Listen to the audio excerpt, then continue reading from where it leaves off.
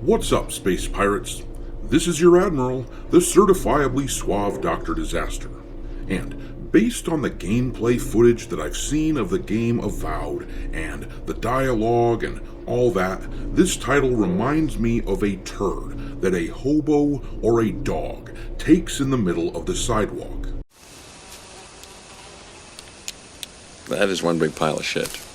In a sane world, someone would just pick the damn thing up and throw it in the garbage, or at least there would be people warning you to step around this turd. But we live in an insane world where a bunch of people, namely the game journalists, benefit from telling you to walk on the turd, to step right on it, or hell, according to them, they think you ought to just scoop it up and have a bite like it was a piece of chocolate. To eat shit! Fortunately, it doesn't seem like most gamers have been fooled by the ruse. Avowed rocketed up near the top of the Steam charts when it was released on early access a few days ago. They might still crack 10,000 concurrent players on Steam during early access, but it doesn't look like it'll go much higher than that. Next week, when the game releases to the general public, and not just the early access drones, the player count will undoubtedly go up, but it's hard to imagine it will go up that much, because most people, when they see a turd lying in the road, their response is not to say, that sounds good. I'll have that. Meanwhile, here's some interesting news. The pronoun controversy in the game has been quietly addressed by Obsidian after all the bluster from their employees who were talking shit about gamers who didn't like the idea of having pronouns displayed in a game setting like Avowed, where gender ideology wouldn't make sense at all. But after all that bluster and bravado, they've gone ahead and given the players the option to toggle it off, because this is them tacitly admitting that they need more than the MoDeRn audience to support them. This is them admitting that gamers scared the shit out of them, though I'm sure they don't want us to bring attention to this fact. You shut up! I'm so scared right now, you shut up!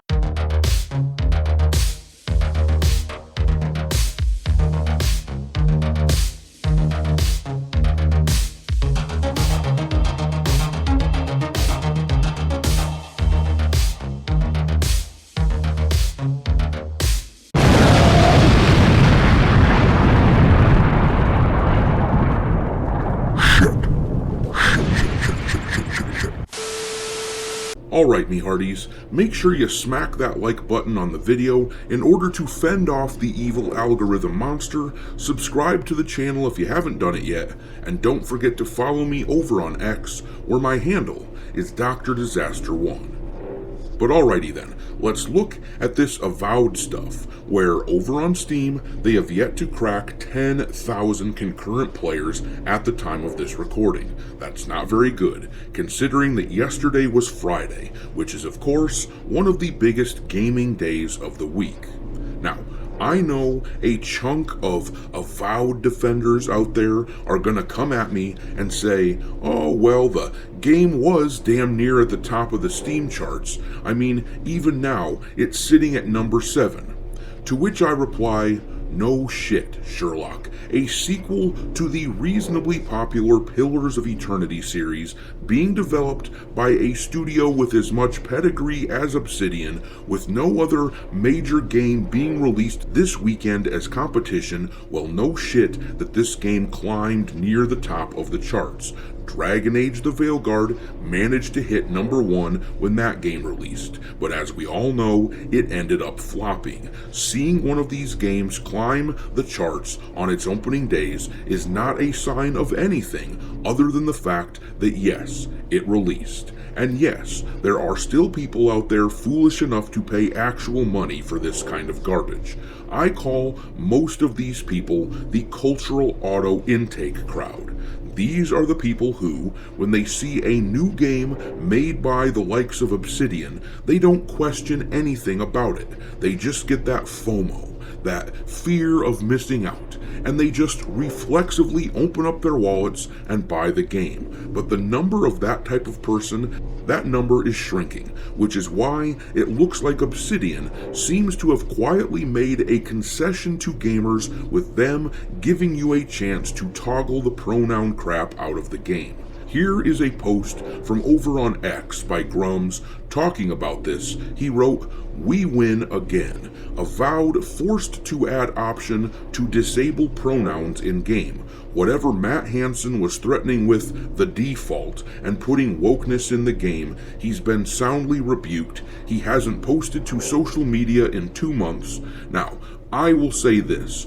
I don't necessarily classify this whole scenario as a win for us, because having to toggle pronouns off implies that this insanity is the default. But I understand what Grums is saying in spirit. The art director for the game, Matt Hansen, who stirred up all the controversy after this gender stuff came into focus, that dude is as silent as the grave right now. And while I think that the toggle option is definitely too little too late, it is a concession to gamers, and that is worth mentioning. Now, there's a possibility, I suppose, that the toggle was always available, that was always the plan from Obsidian, and that it wasn't added in response to gamer complaints, but I have my doubts. If that was the case, then you'd think that Obsidian as a company would have simply stepped forward a few months back when the controversy started and made a public statement about the toggle. They could have spun it as a positive and talked about player choice and all that sort of thing. No, I think they watched in horror as their loudmouth activist employee started speaking out in public, bringing a shitstorm down on them.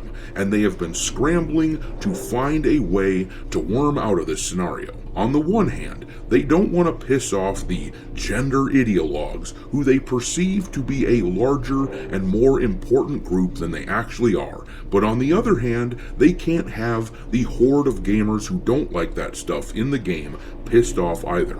Their decision was to keep their mouths shut for the past 2 months and try to ride it all out. But it didn't work out. The controversy died down a little, but gamers have become too organized to forget about this. And now, with what appears to be a minuscule player count, I think Obsidian is pretty damn lucky that they have the Game Pass excuse to latch onto with this stinker. No matter how puny the player count on Steam is, they can always claim that a whole bunch of people played the game on Xbox Game Pass, which obfuscates their failure.